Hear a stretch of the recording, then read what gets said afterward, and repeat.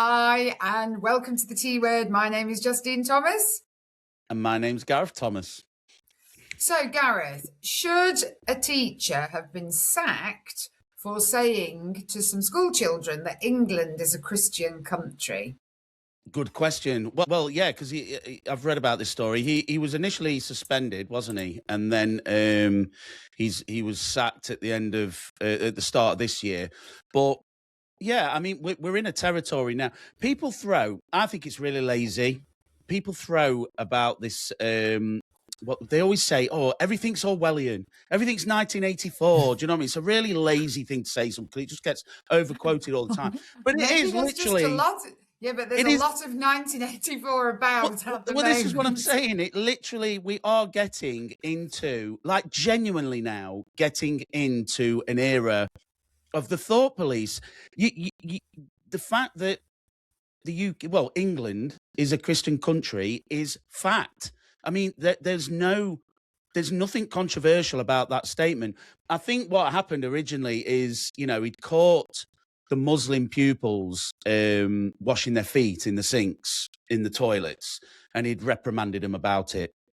And I think he did make some comment in regard to, there is a Muslim-only school down the road. You can go there. And he made a comment. But it was the fact that the pupil had reported him. And I think at one point, if I'm not mistaken, the police... Sorry. Can I say that three children complained? The children were never going to complain, were they? The parents. No, I mean, the parents have complained. Yeah, and it's taking offence for the sake of taking offence, isn't it? I mean, everyone's just offended by everything. But at the end of the day, yes, England is a Christian country. It's not controversial to say it. It is fact. Christianity is built into literally every single institution that there is in this country. The king is the head of the church. England is a Christian country. So the fact that the school have felt the need to reprimand and then ultimately sack this teacher is absolutely outrageous. And it's just... we're getting into a point now where we are being policed on our speech and everything. We live in a country now where everything you say can ultimately result in your personal destruction. No, I think you're right. But actually, in this case, the police were called for an alleged hate crime. So I think you're right. He might have said, there's a Muslim school down the road. Again, if that's the case, well, then that is factually correct. I think the king actually, when he changed the wording to be defender of faiths, didn't he? Not defender of the faith.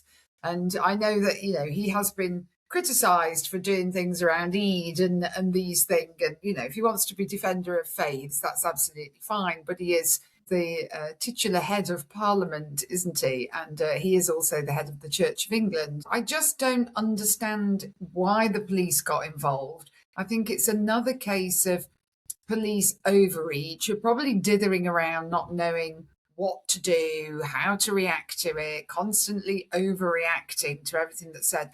I do find it quite fascinating. I don't know what the ages of these children were. And I know that children are, a little more clued up on their rights nowadays. So I am a little bit dubious that 3 children would have run home and said, Mother, this is outrageous. Whip out your typewriter and I demand that you type a complaint to the school. And I don't really know the detail behind that. But apparently the teacher went on and he was saying to the children in the classroom about the importance of tolerance. And he reminded them that Islam is a minority religion in the UK, blah, blah, blah. So maybe they sort of felt a bit threatened or intimidated or they've been discriminated against. But ultimately, should this person have ended up losing their job? I'm not quite convinced. Is it a sackable offence? Well, that's the thing. And he was referred to the Metropolitan Police, who actually sent officers, actually spent manpower investigating a potential hate crime. And they said that, I think they concluded that the child or children had suffered emotional harm through his comments. But the children need to get it. I mean, seriously. Well, somebody think of the children.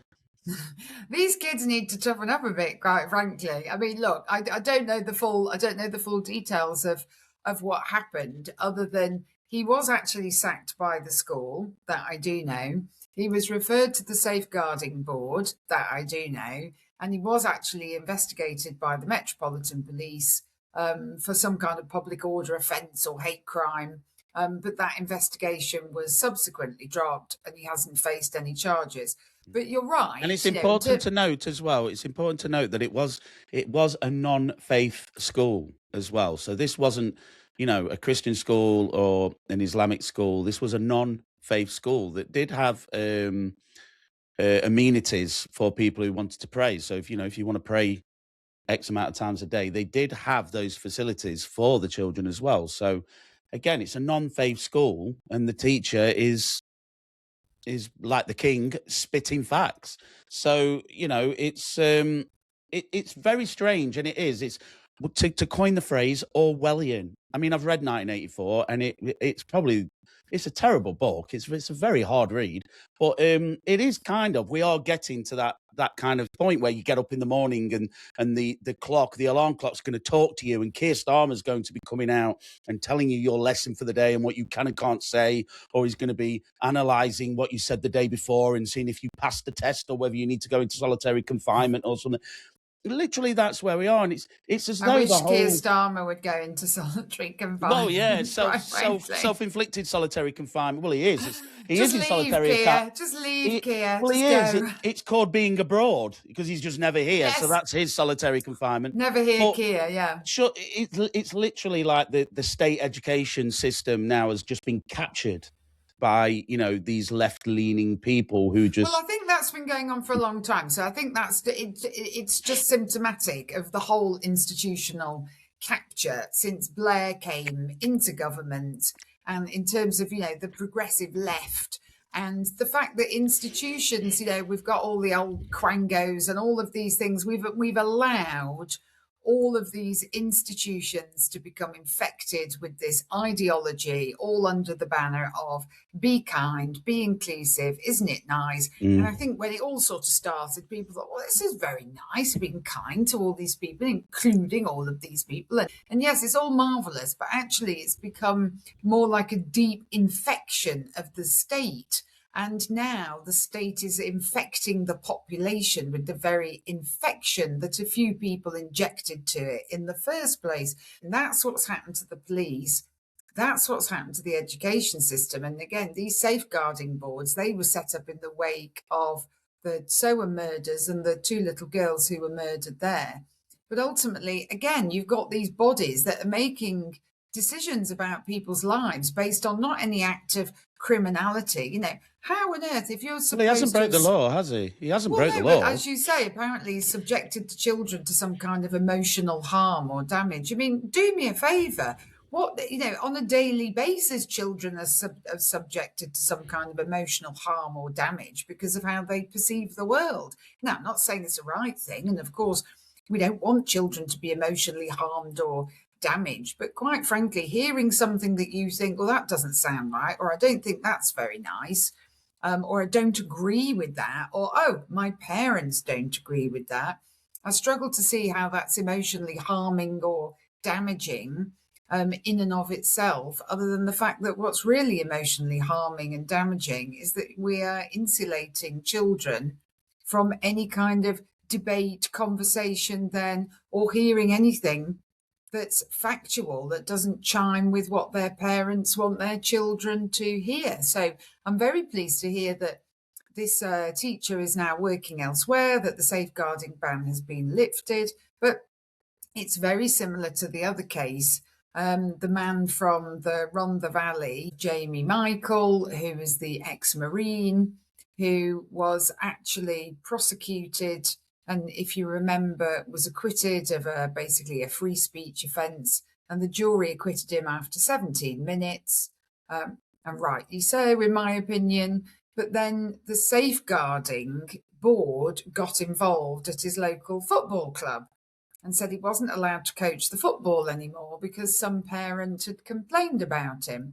So he's now been stopped from coaching football because of views that he was prosecuted for that were not held to be criminal.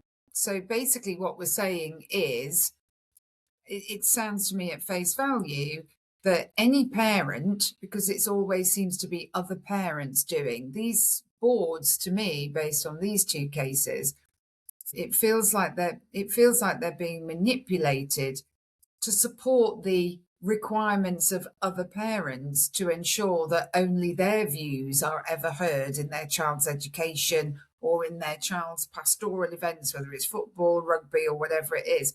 It's like other parents are using it or weaponizing these boards to ensure that parents with different political views don't get to be anywhere near their children. In which case, educate your children at home and don't let them go anywhere then. We need a safeguarding team in my local council. I mean, I've been complaining that the drains are blocked at the front of my house for 10 years, for a decade. Nothing ever happens about that. I've been complaining. I've complained that the neighbours up the street rev their engine and play music at midnight. Nothing ever happens about that. But like you say, complain that someone said something hurty, you'll have the full force of the law to deal with. So I don't know. It's just weak people with weak arguments doing easy punishments, I suppose, isn't it? It's just, yeah. Well, it's the only way. It's thought police, and it is a bit like a sort of mob mentality. So it's a sort of mob mentality without the mob. So you don't actually have to get a load of people with pitchforks anymore to go out as a mob. What you can actually do, of course, you've got an online mob if you'd like to join that. But what you've actually got now are secondary organisations who actually sort of become them. You don't need the mob anymore because you've got an enforcer in the safeguarding board, or whatever else that might be. Your diverse. If you're in an organisation, it'll be your diversity, equity, and inclusion officer. They'll become the mob for you, or you'll have had Stonewall in your organisation. They'll become your mob. Well, they're like the new health and so the person who used to be feared all the time was the health and safety officer, wasn't it? The Jobsworth that would walk around the factory or walk around the building sites and go, "Everybody, stop production. There's a loose piece of plastic on the floor. This contradicts clause 6B of the health and safety agreement every time the health and safety guy came onto the shop floor when I worked in a factory, like the whole factory was buzzed and go, "Oh, health and safety's here! Health and safety, get off that ladder!" And now it's the inclusion get off that and diversity. Floor. Oh, DEI's here. DEI. They them's coming. Do you know what I mean? So they are the new health and safety guys. I mean, I applied to work with a big construction firm, and you have to fill out a big questionnaire where they ask you about your insurances and your policies, anti-bribery policy. But they make you give them your policy on diversity and inclusion. So one of the questions will be, what is your policy for diversity and inclusion? And I'm like, well, we haven't got one, but I'll make one up. So you have to sit there and think about it and write out all this guff that's just nonsense. It's just we'll be nice and we'll be inclusive, and we'll be really nice, and you have to give them that. But it's a lot of it's just pretend. It's a box ticking exercise, so it's hard to get away from it. It is, and actually, if the box ticking worked, then it is box ticking, and for small businesses, well, and public and large businesses as well, and whether they're private or public organisations. These things cost a lot of money. It's all putting layers and layers of bureaucracy. Now, I'm all for having workers' rights. We've got our discrimination acts and, the various laws. We've got legislation to protect people. But I know what you're talking about in terms of like bidding for council work. What is your policy on modern day slavery? I mean, come on. I mean, look at my Don't business. hire them. Unless you're Zach Polanski. Unless you're Zach Polanski, he believes in that horrible. But just don't employ slaves. Exactly. What is my policy? Do not have slaves. Yeah, do not. Yeah. You know what I mean? What is your diversity and inclusion policy? Well, we're just nice. We're not racist, and we're nice. We're right nice. That's literally the only policy you need. We pay people well. We take care of people. When people have a drama and they need to be off work, we just go, yeah, fine, don't worry, it's all good. So yeah. Do you need a 6-page policy? Do you really need a 6-page policy? to describe how you're not going to employ slaves. I mean, it's just crazy, isn't it? It is crazy. It is. Well, I it's mean, ridiculous. And what better again, example? yeah, I feel like I have to caveat it with slavery is very serious and modern day slavery is a very bad. Yeah, we all get that, nimwit. If you're one of them looking at the camera now going, "Oh my God, he's mocking slave," no one's mocking it. But Jesus Christ, do we have to really do a full, dossier of policies to if we've got to that point? Do you need a policy for how to cross the road? That's what we're going to get to. Well, hang on a minute. There is one. It's called the Green Cross Code. Well, yeah, okay. I would just like to. Point taken. No. Well, the thing about having these tick boxing things and all these policies, I mean, it doesn't work. So look, case in point, quick one. The Sandy Peggy case. The nurse who was changing in the changing room and didn't like Dr. Beth Upton being in the changing room, an intact male who claims that he is a woman, and the whole case, it's taken months and months and months to get to court. And she is now appealing the case because apparently two of the legal references in the judgment actually apparently have been hallucinated by AI because they're not actually the proper references. So the judge handed down his judgment, and there's errors in that. She's appealing that, but quite frankly, if they had a policy, and they've got a policy, if that tick box policy worked, then why is Sandy Peggy ever having to have taken the NHS to court? Why is she taking, I think it's NHS 5, why is she taking NHS 5 to court? Because if these policies work, nobody would ever get taken to court for anything, would they? The point is, you can have all of the policies that you want. So you're being asked by potential customers as a supplier, give me this policy, give me the other policy. But what does it actually really mean? All they're doing is being able to say to their insurer, we don't employ slaves. And even when we subcontract, look, they give me this piece of paper.